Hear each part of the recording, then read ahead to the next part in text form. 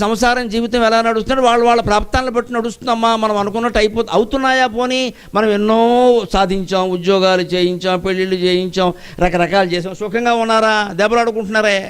మళ్ళీ 3 రోజులు కాగానే ఫోను తల్లిదండ్రులకి. పోనీ వీళ్ళు సుఖంగా ఉండమే కదా ఇంత చేసింది. వీళ్ళ ఎంసెట్ల కోసం, వీళ్ళ మెడిసిన్ కోసం, వీళ్ళ ఇంజనీరింగ్ కోసం తల్లి తండ్రి కూడా విడిపోయి పల్లెటూళ్ళలో ఒకళ్ళు పట్టణంలో ఒకడు ఉండి చదివించారా లేదా?